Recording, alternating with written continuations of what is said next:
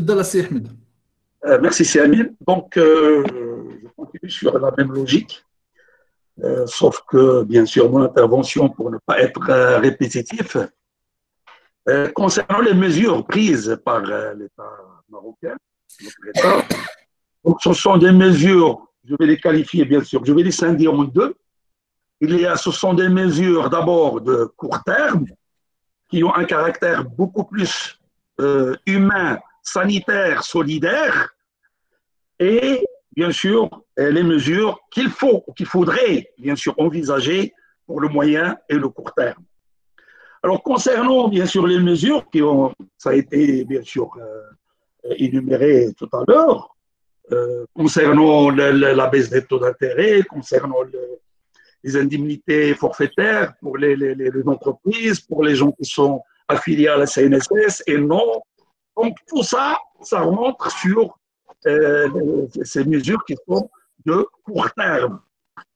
Concernant la logique économique, en termes de politique économique, donc l'État, on n'est pas là pour l'instant, en tout cas pour l'instant, sur le court terme, d'envisager dans le court terme, le très court terme, quelle est la politique économique à suivre, soit en termes de politique budgétaire, soit en termes de politique monétaire.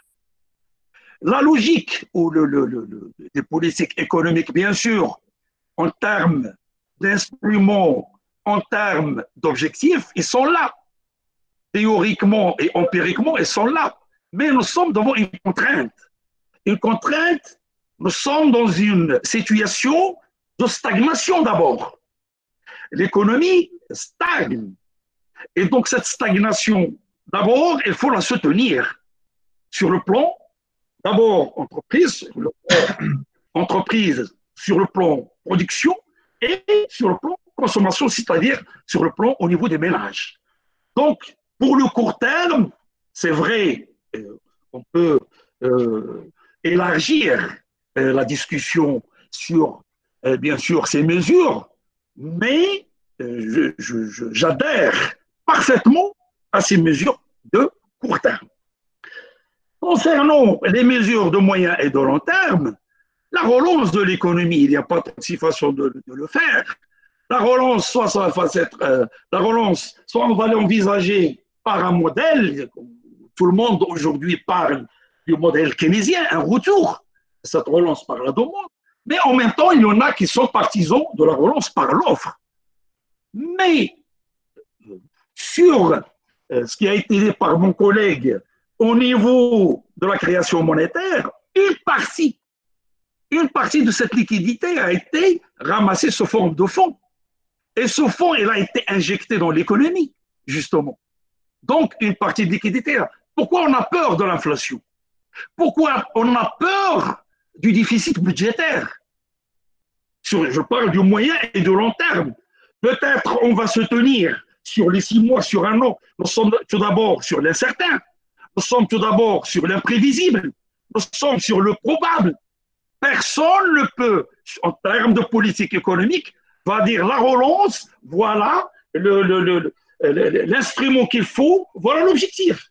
Parce que nous sommes dans une situation qui est exceptionnelle.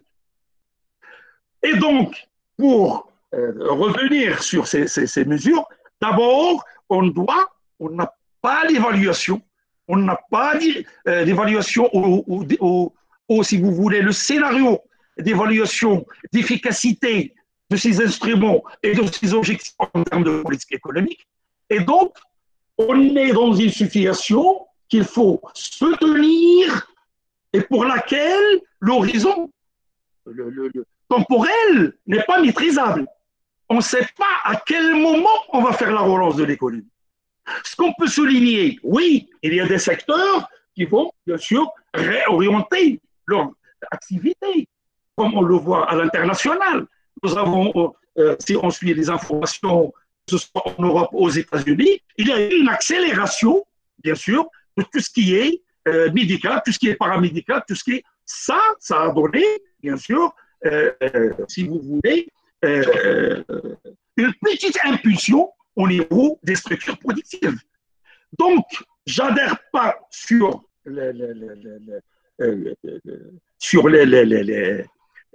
si vous voulez, les décisions cartésiennes rigides, mais nous sommes dans... pourquoi on a peur de la dévaluation? À court terme, je dis bien. Pourquoi on a... Donc, pour moi, bien sûr, théoriquement ou empiriquement, on peut envisager, comme je l'ai dit, bien sûr, une relance de l'économie selon, après avoir sorti, bien sûr, de cette pandémie, de ce confinement, et puis on peut envisager sur des évaluations précises, sur des prévisions économiques, sur des prévisions basées sur le devenir de notre économie. Et dans ce cas, on peut discuter justement le moyen et le long terme qui va donner ses résultats, et non pas le court terme. Nous sommes dans une situation pour toutes les économies du monde, on vit la même situation. On n'a pas le choix, pour n'importe quelle étape, pour n'importe quelle économie. Excepté, bien sûr, tout à l'heure on parlait de la Banque centrale, c'est vrai que nous sommes, il faut le soutenir, il faut le souligner, il faut le souligner, parce que nous sommes un système bancaire et financier qui est fermé. Et il est très difficile, bien sûr, de parler avec la même logique comme une banque centrale européenne ou américaine pour dire que les taux d'intérêt sont à 0% au Japon. En Allemagne, 0,5. Aux États-Unis, à 0,1, 0,2. Donc, tous les taux d'intérêt oscillent autour de zéro. Mais les économies développées et industrialisées sont dans si vous voulez, le niveau, bien sûr, auquel on cherche, nous, au Maroc, que ce soit industriel au niveau des structures productives, que ce soit de la demande au niveau de la consommation, ce n'est pas le même. On n'est pas dans la même logique. Et c'est pour cette raison que les décisions à titre bancaire ou bien financier sont, si vous voulez, élaborées et sont prises au niveau, au sein d'une économie qui est fermée sur le plan financier et bancaire comme la nôtre. Ça, c'est dans un premier. Un deuxième point qui est très important. Une petite parenthèse. Je voudrais inviter les intervenants à répondre par le chat. Bon, les intervenants qui ne prennent pas la parole. Les intervenants peuvent répondre aux étudiants sur le chat par rapport à un certain nombre de questions sur le chat. Le débat peut se poursuivre sur le chat, sachant que même le chat est enregistré, il est transcrit et il va être publié. Donc, si les intervenants peuvent répondre le chat en parallèle avec votre intervention. Merci. Poursuivez, Oustad. Poursuivez. Donc, je te termine pour laisser la parole pour répondre. Là, ce que j'ai dit, c'est que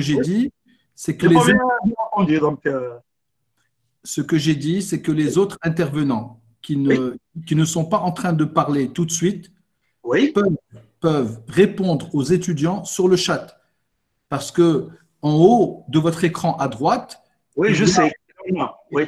Donc, les autres, parce que vous êtes en train de parler, mais les autres intervenants peuvent répondre aux étudiants, et notamment, donc ils peuvent répondre aux étudiants, parce que les étudiants posent des questions, et peut-être qu'on n'a pas le temps de répondre à toutes les questions. J'aimerais bien que les intervenants répondent les questions des étudiants. Merci beaucoup.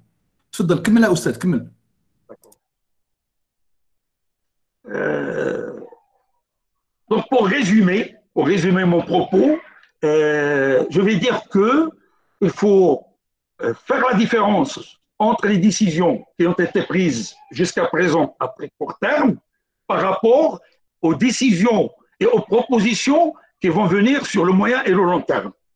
Et ça, bien sûr, c'est discutable et on peut revenir sur la question concernant, bien sûr, les politiques économiques en général et la politique budgétaire et monétaire en particulier.